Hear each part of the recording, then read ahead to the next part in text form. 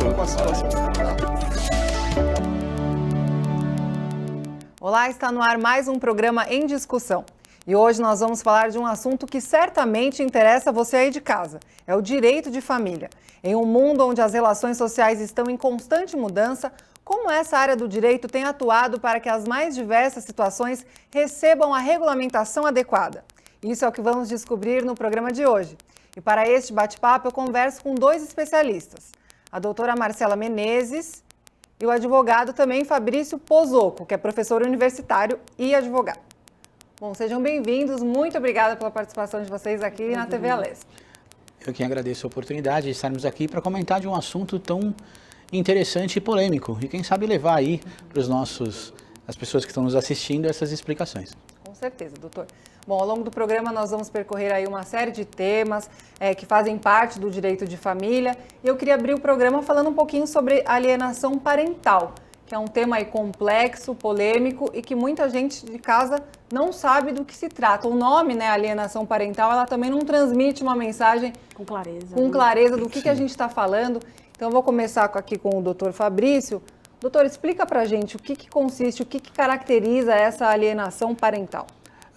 Basicamente, quando a gente fala de alienação parental, o que a gente está falando é quando um pai, ou uma mãe, ou um familiar acaba, de certa forma, denegrindo a imagem da pessoa do outro, causando naquela criança um ato de repulsa, um ato de raiva, o não querer estar perto. Em linhas gerais, se a gente pudesse ser assim de uma maneira mais simples, a gente vai dizer quando um começa a falar mal do outro, ou quando um pai, um genitor, começa a fazer isso com a mãe, ou vice-versa.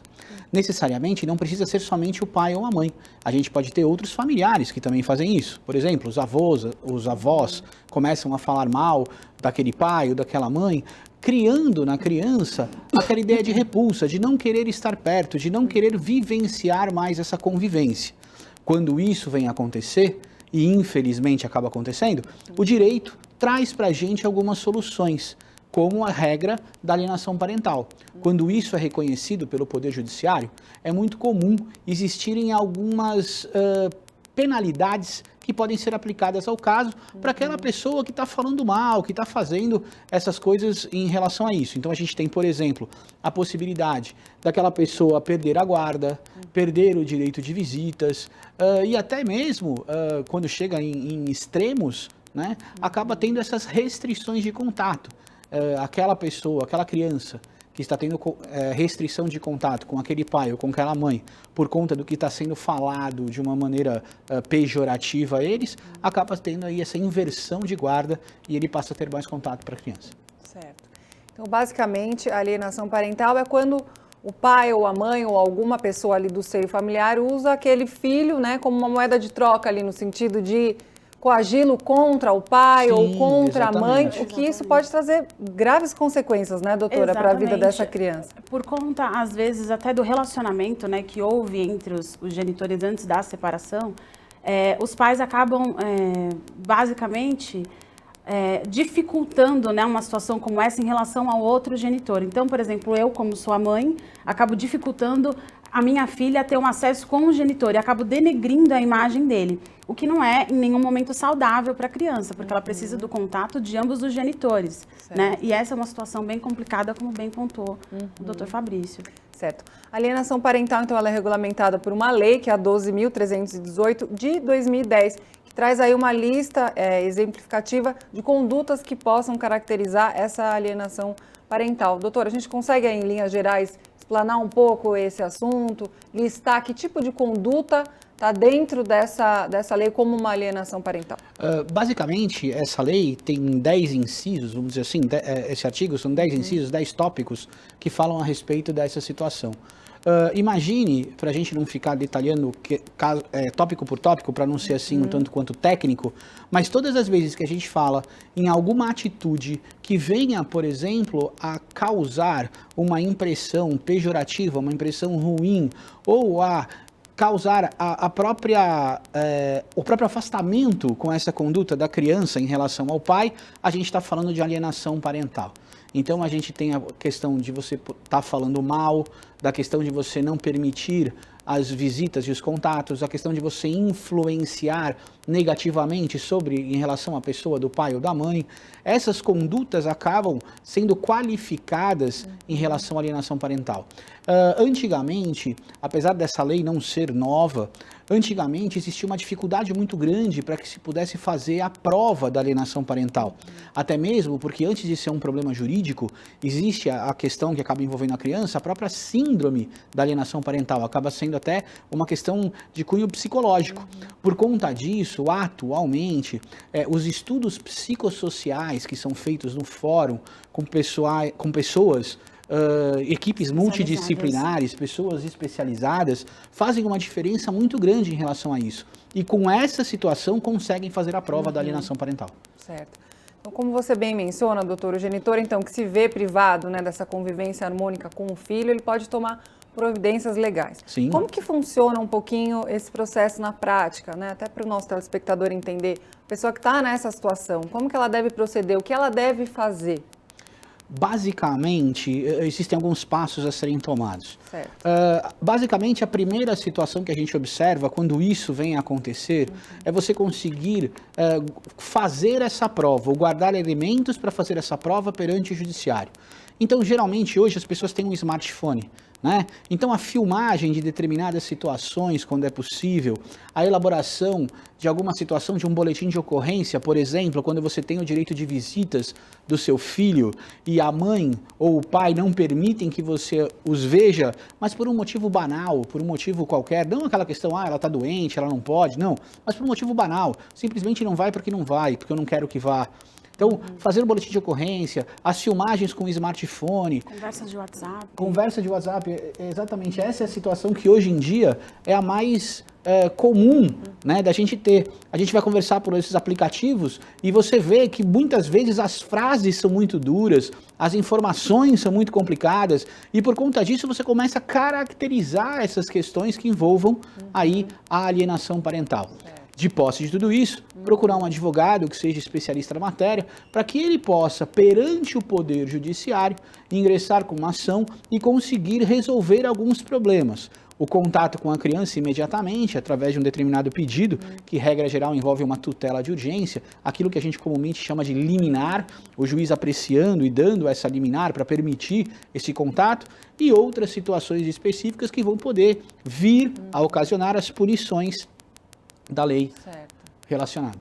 Doutora, uma vez então que a pessoa está com essas provas nas mãos, já está com seu advogado, quanto tempo mais ou menos dura esse processo até que seja aprovado isso e a pessoa sofra, enfim, as penalidades cabíveis pela lei, que a gente vai falar um pouco mais sobre isso também? Bom, existem duas situações, né? Quando concedida a liminar, a gente consegue resolver uma situação como essa com maior brevidade. Mas na hipótese da não concessão dessa liminar, a gente fala de cerca de 2 a 3 anos aproximadamente para que seja solucionado definitivamente uma situação como essa, né? Infelizmente acaba, principalmente no estado de São Paulo, acaba sendo um procedimento um pouco mais moroso. Talvez é importante lembrar que no próprio processo em que nós vamos fazer essa busca de informações, essa prova, existe a necessidade de se fazer uma prova dessa equipe multidisciplinar. Exatamente. Né? Essa prova relacionada à questão que envolve os psicólogos, assistentes sociais, para que possam estudar todo o ambiente que está acontecendo. Não adianta só a gente chegar lá e dizer, é assim, assim, assado, e o juiz... Não, o juiz é uma pessoa experiente, ele sabe, na verdade, que muitas vezes aquela beligerância, né, aquela guerra que vive o pai e a mãe em relação à criança, muitas vezes ela é usada como moeda de troca. Né? Olha, eu só deixo você ver se você fizer isso ou fizer aquilo. Então, o juiz, sendo uma pessoa experiente, conhecendo a situação, ele tem profissionais específicos no fórum que vão poder fazer essa prova e vão poder trazer a ele esses elementos para poder comprovar a existência ou não da alienação parental. É lógico que os advogados, as partes, também podem nomear o que a gente chama de assistentes técnicos. Podem trazer também essa situação, os peritos contratados pelas partes, para que possa, na verdade, ajudar nessa situação de fazer a prova. Mas é muito importante que essa situação seja extremamente explicada para que as pessoas entendam que não é simplesmente eu entrei hoje na justiça, amanhã está resolvido. Né? Isso demora um tempo. até mesmo porque o juiz, quando dá essa decisão liminar, que a gente chama, essa decisão imediata, essa decisão não é definitiva. Se existirem circunstâncias no processo que mostrem que aquilo que foi alegado não é verdadeiro, o juiz pode revogar aquela liminar e determinar que a situação toda volte a ser como era antes. Então, quer dizer, então na ação em que for alegada a existência dessa alienação parental, o juiz vai decidir a partir de uma equipe que vai estar ali com ele, quer dizer, as informações que forem passadas pelos psicólogos envolvidos vai fazer toda a diferença nesse julgamento. Exatamente. Certo. E a partir do momento, então, que foi provada essa alienação parental, doutor, o que pode acontecer com esse alienador? O senhor falou de algumas coisas, eu queria que você explanasse um pouco melhor isso e falasse se existe, se envolve algum tipo de indenização, por exemplo, financeira, como que é isso? Então, basicamente, quando a gente fala de alienação parental, a gente tem que resolver dois problemas específicos. O primeiro é a questão do contato, né, daquele pai ou daquela mãe que se viu vítima dessa alienação com a criança. Então, por conta desse fato, algumas coisas podem acontecer. Desde algumas audiências que são realizadas para que essa situação não venha a acontecer, até mesmo questões do juiz impor multas, impor medidas no sentido de restringir, até mesmo inverter a guarda, né, o que acaba aí acontecendo de uma maneira extrema, vamos dizer o seguinte. Existe também uma outra possibilidade, né, que é o que a gente chama de buscar-se uma indenização perante o Poder Judiciário. Né? Apesar de no direito de família essas questões que envolvem indenização ainda são um pouco não tão exploradas, exatamente porque existem discussões doutrinárias, ou seja, alguns juristas dizem que ela cabe, outros juristas dizem que ela não cabe. Ainda que exista essa discussão, basicamente alguns processos acabam também sendo discutidos em relação a essas indenizações que aquele que se viu prejudicado pode pleitear da parte contrária. Certo. Falando um pouquinho sobre a aplicação da lei, eu cheguei a ver algumas críticas, né, a respeito disso, de como a lei tem sido aplicada. Eu queria até usar um exemplo e a gente pode, a partir dele, explanar algumas questões. Existe um caso em que um casal tinha a guarda alternada do filho, então o filho ficava com a mãe, quer dizer, o casal se divorciou, tinha um filho, o filho ficava um pouco com a mãe e um pouco com o pai. Ao retornar desses encontros com o pai, o menino começou a alegar para a mãe que algumas coisas estavam acontecendo e a mãe suspeitou de um abuso e logo ela agiu e não deixou mais que o filho encontrasse com esse pai. Esse pai, por sua vez, foi na vara da infância e se apropriou do recurso dessa lei, da alienação parental. Ele alegou essa alienação parental. E essa mãe relatou que ela estava em casa com o filho e, de repente, à noite, policiais, junto com advogados, invadiram a residência e tomaram o menino. Ela disse que chegou a não ver mais essa criança. Quer dizer, ele se valeu dessa lei, né? Então, assim, como muitas coisas no direito, a gente vê que existem diversas interpretações, então é como o juiz interpreta, é como a lei está sendo interpretada. Queria que o senhor falasse um pouco, doutor, sobre isso, sobre essa aplicação da lei, se ela costuma mesmo gerar esse tipo de situação, ou se esse é um caso extremo, ou se isso costuma acontecer, como que é? Quando a gente fala especificamente em alienação parental, situações como essa acabam atingindo realmente um caso extremo. Vou comentar o caso a partir daquilo que você contou nesse exemplo. Parece muitas vezes que chegar a uma situação como essa, dentro dessa característica ou dessa situação, acaba sendo realmente um exemplo, um ponto fora da curva, vamos colocar assim. Porque basicamente as discussões em ação parental, quando isso vem a acontecer, pode acontecer aquela que a gente estava conversando, a inversão da guarda, a busca e a apreensão do menor. Então isso realmente pode acontecer, né? Dependendo do extremo em que isso acontece, né? Dependendo da situação, daquela acusação da alienação parental que está sendo colocada, como no caso específico de abuso, essas situações todas, isso, se realmente fica comprovado que a mãe falou e não tem nenhum respaldo técnico para isso, isso é um caso típico de alienação parental, em que pode haver realmente a busca e a apreensão da criança. Agora, nós precisamos entender em que contexto isso foi feito. Então vamos supor que a criança simplesmente foi lá e deu falando para a mãe, olha mãe, aconteceu isso, aconteceu aquilo outro, como criança. A mãe deveria ter tomado algumas atitudes em relação a isso, e não simplesmente dizer, você não vai ver mais o seu pai por conta desse problema que está tendo um abuso. Né? Se isso tivesse realmente acontecido, a mãe deveria ir a uma delegacia de polícia, fazer um boletim de ocorrência, levar a criança em relação a, eventualmente, fazer um exame de corpo de delito, procurar efetivamente um psicólogo, alguma coisa nesse sentido, e até mesmo, se fosse o caso, ingressar na justiça pedindo a suspensão das visitas. O nosso problema é que muitas vezes as pessoas que nos assistem acabam achando que sempre a história que o vizinho conta é uma história que acaba acontecendo. E aí deixam de tomar as medidas necessárias e simplesmente suspendem as visitas. Né? Então, olha, é aquela história. Eu tenho uma suspeita que você está abusando do nosso filho, então a partir de agora você não vai mais vê-lo, eu não vou mais permitir essa visitação. E muitas vezes verbaliza isso, coloca isso numa rede social, coloca isso através de um aplicativo de comunicação, e isso acaba complicando efetivamente. Na hora que isso é levado da justiça, não existindo nenhum amparo, nenhuma situação probatória, isso é um caso típico de alienação parental que pode realmente levar a um problema como esse. Mas uma situação extrema como essa, a gente pode dizer que é um ponto fora da curva. Geralmente, as medidas não são tão extremas dessa forma. Né? Talvez esse caso tenha aí... Foi um caso pontual, extremo. Exatamente, um caso pontual por conta de uma acusação talvez tão grave como foi essa e que a mãe, com certeza, não conseguiu fazer prova nenhuma dessa situação. Na sua visão, doutora, a aplicação da lei tem sido efetiva? Então, a aplicação da lei, a gente consegue perceber isso no dia a dia, que em alguns momentos ela consegue ser efetiva, né? Quando a gente lida, por exemplo, em questões assim que se tem um abuso de uma criança ou que a gente consegue demonstrar muito bem através de provas que de fato aconteça uma alienação parental, a gente consegue ver a aplicação da lei para casos como esse.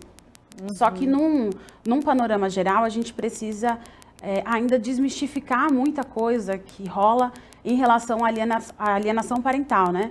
O que a gente consegue perceber, inclusive, é que as pessoas confundem dois institutos diferentes, que são o da alienação parental com o abandono afetivo, que são coisas totalmente distintas, né? E com consequências também distintas, mas que a gente consegue perceber que no dia a dia, quando a gente está conversando sobre o tema, as pessoas acabam misturando e colocando isso como se fosse um instituto só, né? São coisas diferentes, são coisas extremamente claras. Exatamente. A alienação parental é tudo que a gente conseguiu pontuar, né, e conversar até esse presente momento.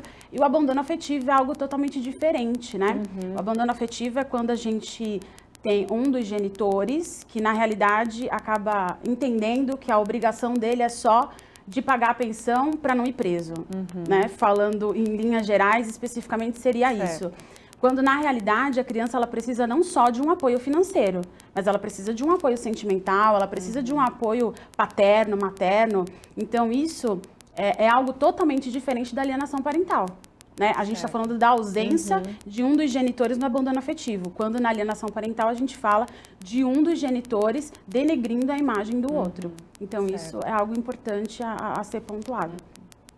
Certo. Então, quando nasce uma criança, os pais, eles têm deveres em relação àquela criança, quer dizer, a provisão financeira, tem também a questão afetiva, que a lei hoje considera realmente algo que é um dever, né? Sim. Quer dizer, muitos pais, às vezes, porque investem financeiramente no filho, acham que já estão cumprindo aí seus deveres, mas hoje a lei já tem um entendimento diferente. Exatamente. E quando isso é negligenciado, que surge essa questão do abandono afetivo, né?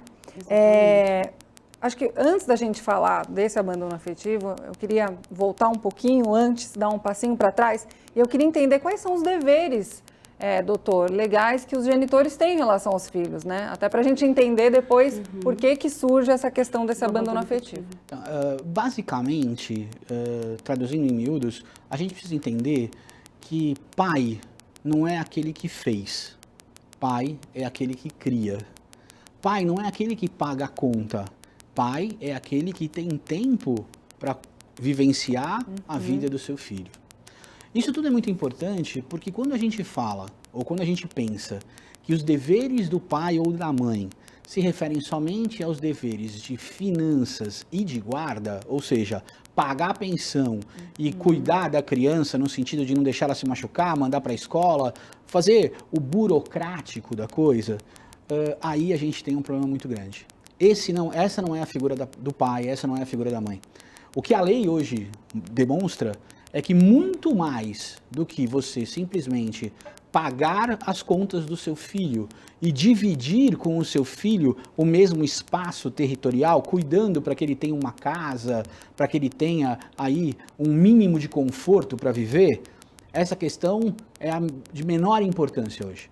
Hoje, a justiça tem uma visão muito mais importante no sentido da qualidade da companhia que você tem para com o seu filho.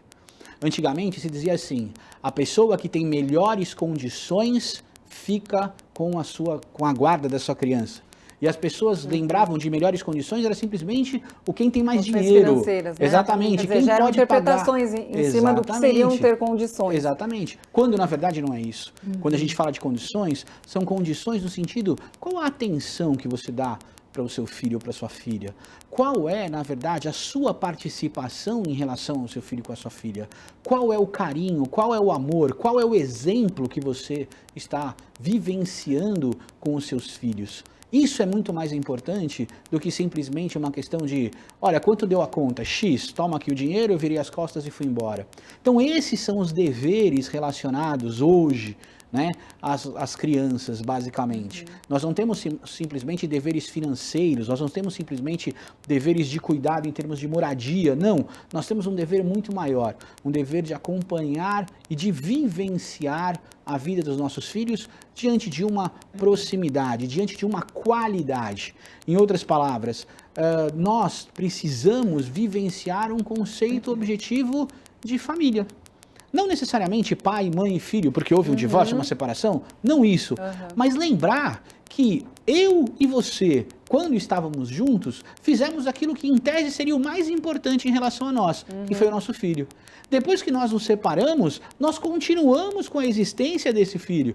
E esse filho acaba tendo não somente aqueles deveres de cuidado em relação às finanças, mas principalmente a essa convivência, essa provisão emocional, exatamente, né? Essa presença, esse convívio. Isso é muito importante. A provisão emocional hoje é muito importante. Tanto que quando essa provisão emocional existem falhas em relação a ela, que podem ser assim consideradas graves, existe até mesmo a possibilidade de se ingressar com uma ação para se pleitear indenização por abandono afetivo. Certo. E existe uma lei específica já, doutor, que regulamenta o abandono afetivo, ou é por jurisprudência, alguma doutrina? Como que é isso? Na verdade, você não tem uma lei específica, mas você vai se utilizar de conceitos do Código Civil para que você possa, na verdade, trazer essa informação e regulamentar isso. Objetivamente, dependendo cada caso é um caso especificamente, e aí a gente consegue também com o apoio multidisciplinar de todas aquelas pessoas, né, que auxiliam a justiça para identificar esses problemas, nós conseguimos demonstrar aí os danos psicológicos que são causados em relação ao abandono afetivo e pleitear-se uma indenização. Certo. Bom, abandono afetivo, quer dizer, a palavra já diz, né, esse abandono é uma palavra forte. Eu acho que o abandono também pode trazer algumas interpretações do que de fato é um abandono, né? Quando de repente o pai dá essa provisão financeira e aparece de vez em quando. O que configura de fato esse abandono? Seria esse abandono total ou essa relativa presença aí também já pode ser considerado um abandono, doutor? A gente costuma muito tentar dar um exemplo em que a gente consegue comparar algumas situações. Certo. Então imagine, na verdade, que num primeiro momento nós temos um filho e nós nos separamos. E aí depois eu acabo mantendo um outro relacionamento e tenho um outro filho. Para esse meu segundo filho, desse novo relacionamento, nós temos aqui um contato diário, nós na verdade temos aí toda uma história juntos, nós construímos uma história juntos. Então, Dia dos Pais, na escola, festas de aniversário, os contatos específicos do dia a dia, passeios, nós temos tudo isso. E aquele meu primeiro filho, eu simplesmente pago todo mês a pensão. E eu não quero mais olhar para a cara dele. E qual o motivo de não querer olhar para a cara dele? Simplesmente porque eu não quero mais olhar para a cara dele, não importa. Né? Não deu certo com a mãe, não deu certo com o filho, eu também não quero mais saber. Isso é um exemplo clássico da situação do abandono afetivo. Né? Eu, na verdade, tenho 2 filhos, esqueci que existe um e simplesmente, monetariamente, mantenho esse filho para que ninguém venha me aborrecer, ninguém venha criar problemas para comigo. E esse outro filho, nós temos aqui toda uma vida em comum, toda uma vida em conjunto. Né? Praticamente, eu trato... As pessoas sabem que eu tenho 2 filhos, mas na verdade eu trato como se eu tivesse só um. Esse Na verdade, outro aqui você vira ficou pai relegado. de um e patrocinador de outro, né? Exatamente. Do Essa outro você figura é só muito apoia comum acontecer, financeiramente. como a doutora Marcela colocou. Efetivamente, para um eu sou pai, para o outro eu sou um mero patrocinador, né? Ou um pai-trocinador. E aí, na verdade, esse é o exemplo clássico quando acontece essa situação. E isso, com certeza absoluta, causa danos psicológicos para essa criança. Né? Vale lembrar que nós não estamos simplesmente dizendo, coitado, esse vai ficar chateadinho. Não, é uma situação que causa problemas muito grandes. Né? A experiência tem demonstrado, não só nos processos, mas em relação aos casos que são estudados e são colocados, que isso é uma situação que acontece por várias vezes, né? Que se repete constantemente. Os tribunais têm até um julgado muito interessante do STJ, foi feito no ano de 2015, porque até então as pessoas diziam que a alienação parental era muito, abandono afetivo era uma situação muito complicada de efetivamente gerar direito de indenização. Porque diziam assim, olha, o Poder Judiciário não pode obrigar ninguém a amar outra pessoa com uma canetada. Então, não tem jeito. Se o cara não ama você, o problema é dele, ponto final. No Superior Tribunal de Justiça teve uma releitura dessa frase, que foi muito interessante. Realmente, o Judiciário não pode obrigar ninguém a amar por uma canetada. Isso é fato. Mas você que tem o seu filho, você precisa saber efetivamente aquilo que é o que você tem que fazer. O seu filho não pediu para nascer. A partir do momento que você colocou essa criança no mundo e que você vivenciou uma situação com ela, você precisa, na verdade, fazer o seu papel de pai. Quando você deixa de fazer esse papel e simplesmente se transforma num patrocinador, ou seja, simplesmente paga as contas e esquece essa criança, você está contribuindo para um dano psicológico e efetivamente passa a valer a questão do abandono afetivo. Quando o senhor fala dessas consequências para os filhos, né? Eu sei que vocês não são psicólogos, são advogados, mas vivenciam isso, quer dizer, têm experiência. Quais são as principais consequências desse abandono, doutor? Quer dizer, essa criança pode vir a ter uma depressão futura, Sim. uma maior probabilidade de ser um dependente químico. Como que é isso? A experiência mostra que as crianças começam a ter assim, uma introspecção muito grande. Ou seja, elas começam, na verdade, a efetivamente se fecharem no seu mundo, se enclausurarem. Outra coisa que a gente observa muito, além dessa clausura interior, é a dificuldade de relacionamento. E num terceiro momento, a questão que envolve essa depressão, esses danos psicológicos, essas dificuldades. Daí para frente podem existir um leque, né, de opções ruins. Né? A gente pode falar da questão das drogas, a gente pode falar de diversas outras questões que acabam enveredando aí por uma situação ruim. As más companhias, procurar algumas coisas efetivas e chegando até mesmo a questões que a gente tem notícia de pessoas que sofreram isso e acabaram sendo colocadas para um campo de crime, de fazer algumas coisas que não são adequadas, o próprio tráfico de entorpecentes, por conta dessa situação específica. Certo. Bom, a gente vai para um breve intervalo, a gente já vai continuar falando sobre esse tema. O programa em discussão vai para um rápido intervalo, não saia daí, a gente volta já já.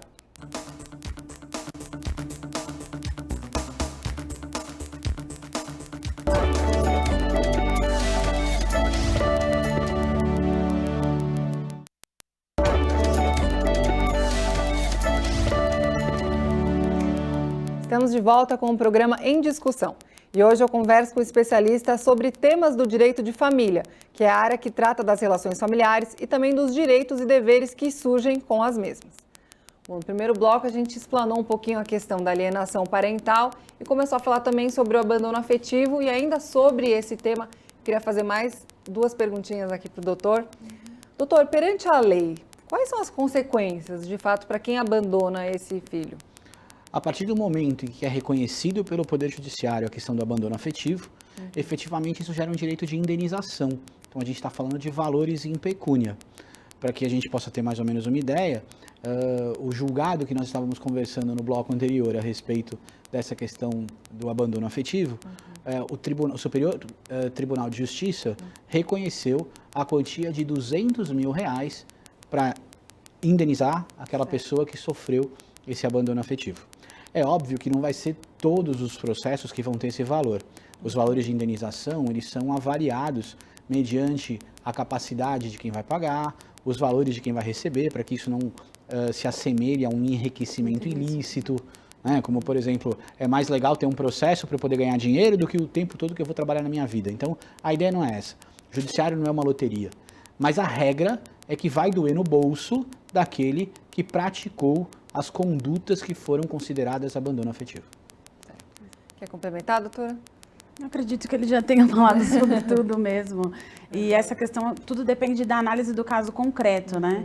Do que a gente está discutindo ali. Então, essa questão de indenização depende muito do caso concreto e das implicações que causaram esse abandono afetivo. Então, cada caso precisa ser exatamente. realmente avaliado com as suas particularidades. Doutor, no caso, por exemplo, do pai ou da mãe que dificulta aí o convívio do filho com o genitor, né? Às vezes a mãe, por vingança ou por qualquer outra razão pessoal, ela dificultou esse convívio, essa criança cresceu, vamos dizer, sem a presença do pai. E quando essa criança cresce, torna um adulto, de repente se sentiu lesado, né, por não ter tido o pai. E às vezes não tem o entendimento que a mãe às vezes dificultou isso, quer dizer, a criança não consegue perceber essa realidade, ela fantasia uma série de coisas e ela vai acreditar de repente na história que a mãe contou. Como que fica isso perante a justiça? Tudo basicamente é uma questão de prova. Talvez vamos dar um exemplo que a gente consiga aqui abarcar essa resposta. Imagina, na verdade, num primeiro momento, nós dois tivemos aquele filho e nós nos separamos. Né? Você realmente começou a dificultar o meu contato com o filho. O que fiz eu? Virei as costas e fui embora? Ou fui buscar esse contato?